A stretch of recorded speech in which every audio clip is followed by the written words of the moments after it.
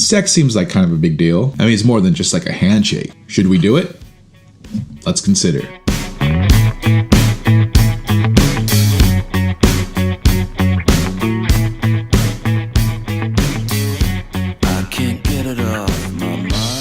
Hello philosophers, I'm Chico, welcome to the Philosopher Show, where we consider the greatest questions of human history. Before we get any further in this, my job here is not to judge you for whatever you choose, whether you choose to do it or not do it. The reason I am doing this series on sex is I'm hoping to help you think through these things before you make your decisions. I know personally, when I was trying to figure these things out, I really didn't have anybody to help me think them through. I remember being in high school and feeling so much pressure to have sex. I felt like everybody was doing it. I was humiliated. I felt like I was not a man. I felt so much pressure. It's very weird. I was an atheist at the time, and I was praying to God to give me someone to have sex with. I mean, that doesn't even make sense, right? I was in such a rush, I really didn't think over one of the biggest decisions of my life. Second thing is, this is not a religious video. This is a philosophical video. So different religions have things to say about premarital sex or having sex with multiple people. I'm giving you more philosophical arguments about these things. And then whatever your religion is,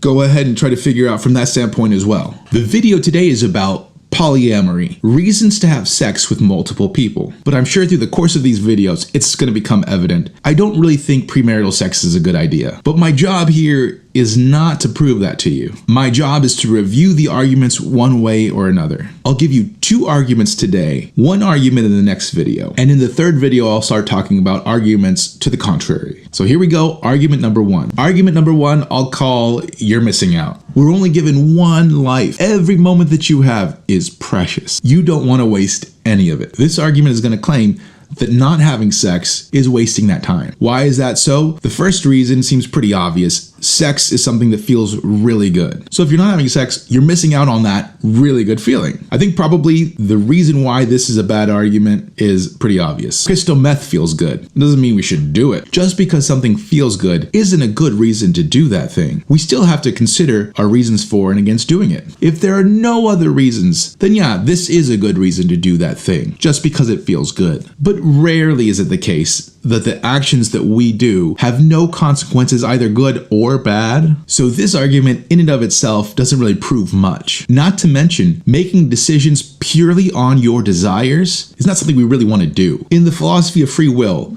philosopher Harry Frankfurt introduced this idea of a wanton. By a wanton, he meant a person that acted solely on their desires and never reflected on whether they should or should not desire those things. It's kind of like the Three Amigos, if you've ever seen that movie, right? If you want the women, you take the women. But of course what you want is pleasure. Just acting on those desires, that's a little more than what animals do. So likely we shouldn't base our decisions just on the fact that it feels good. A second reason why you might be missing out is that sex with different people is different. So you're missing out on a whole variety of experiences that you could have. One of my students put it this way. She said, it's like you chose to have one flavor of ice cream your whole life. Aside from the fact that having sex is a little bit more consequence than having ice cream, diversity in experience isn't always good. So having a baby with someone is an incredible thing. Having a baby with a different person would be a different experience. That doesn't mean we should be cranking out litters of babies. I know dudes like that. What do they say in Fight Club? Like he's trying to start up a franchise, right?